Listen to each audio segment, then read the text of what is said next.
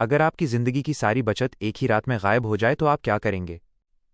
1931 में यही डरावना सपना लाखों यूरोपीय लोगों की हकीकत बन गया जब ऑस्ट्रिया का सबसे बड़ा बैंक ढह गया।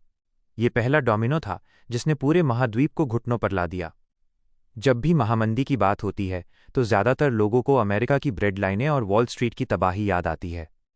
लेकिन यूरोप की ग्रेट डिप्रेशन कैसी थी? जो शहर अभी अभी प्रथम विश्व युद्ध की तबाही से उभरे थे, उन्हें अब एक नए दुश्मन का सामना करना पड़ा, पूर्ण आर्थिक विनाश। इस संकट के दौरान हर 5 में से एक मजदूर बेरोजगार हो गया। बैंक ध्वस्त हो गए। यूरोपीय व्यापार 66% से ज्यादा गिर गया। लेकिन सवाल ये है, यूरोप युद्ध के बाद की रिकवरी से सीधा आर्थिक बर्बादी में कैसे फिसल गया? तैयार हो जाइए, क्योंकि हम यूरोप की महामंदी के पीछे छुपी अफरा तफरी और आर्थिक उथल पुथल को उजागर करने वाले हैं। चलिए शुरू करते हैं। 1920 के शुरुआती वर्षों में यूरोप प्रथम विश्व युद्ध की राख से उठ रहा था। कारखानों, खेतों और घरों का पुनर्निर्माण करना पड़ रहा था। लेकिन यूरोप का उद्योग तेजी से आगे बढ़ रहे अमेरिका से पीछे रह गया था।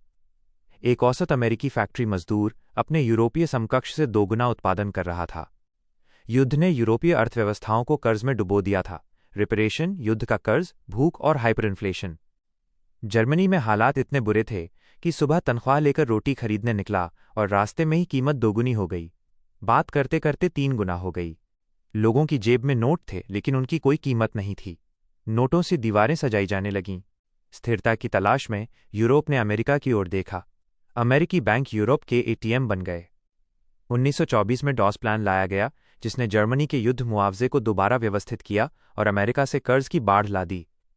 जर्मनी को $4 बिलियन, पूरे यूरोप को लगभग $7.8 बिलियन 1924-1930। लेकिन इस पैसे के साथ एक और जुनून जुड़ गया, मुद्रा की स्थिरता। हाइपर इन्फ्लेशन की यादें इतनी डरावनी थीं कि लोगों ने कहा, सोना सीमित है, इसे छापा नहीं जा सकता, तो चलो फिर से गोल्ड स्टैंडर्ड पर लौटते हैं।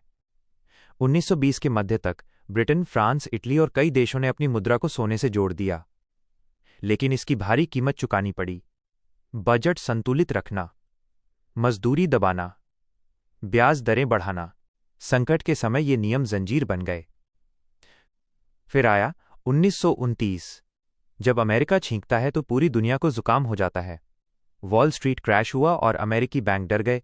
उन्होंने यूरोप से अपने पैसे वापस मांगने शुरू कर दिए। यूरोप की आर्थिक लाइफलाइन कट गई। फिर अमेरिका ने 1930 में स्मूथ-हॉली टैरिफ एक्ट लागू किया, यूरोपीय सामान पर भारी टैक्स। यूरोप ने बदले में जवाब दिया।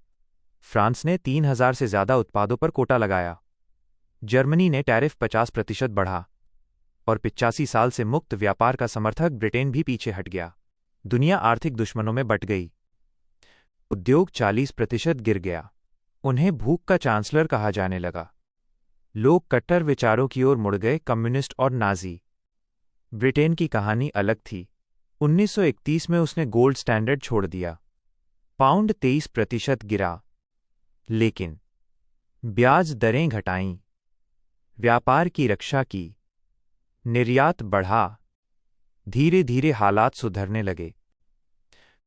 जर्मनी और इटली ने तानाशाही को चुना। 1933 में हिटलर सत्ता में आया। लोकतंत्र महीनों में खत्म हो गया। सरकारी खर्च, ऑटोबान, टैंक, लड़ाकू विमान, बेरोजगारी कागजों में खत्म हो गई, लेकिन लोग युद्ध के औजार बना रहे थे। इटली में मुसोलिनी ने भी यही किया। राज्य ने उद्योगों पर कब्जा किया। 1935 में इथियोपिया पर हमला किया। फ्रांस ने खतरे को देर से पहचाना। 1936 में पॉपुलर फ्रंट सत्ता में आया।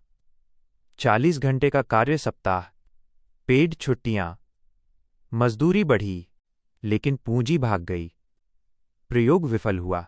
फ्रांस युद्ध में कमजोर और बटा हुआ दाखिल हुआ। 1930 के अंत तक महामंदी खत्म हुई, लेकिन सहयोग से नहीं, युद्ध की तैयारी से। असल नुकसान आर्थिक नहीं, राजनीतिक था। लोगों का लोकतंत्र और पूंजीवाद से भरोसा उठ गया। अंतर्राष्ट्रीय सहयोग मर गया। यही रास्ता द्वितीय विश्व युद्ध तक गया। 1945 के बाद सबक सीखे गए। IMF, world bank, European union, gold standard दफन हुआ। केन्सियन अर्थशास्त्र आया। महामंदी ने सिखाया, आर्थिक स्थिरता और अंतर्राष्ट्रीय सहयोग उबाऊ नहीं है, यही सभ्यता और विनाश के बीच की दीवार है।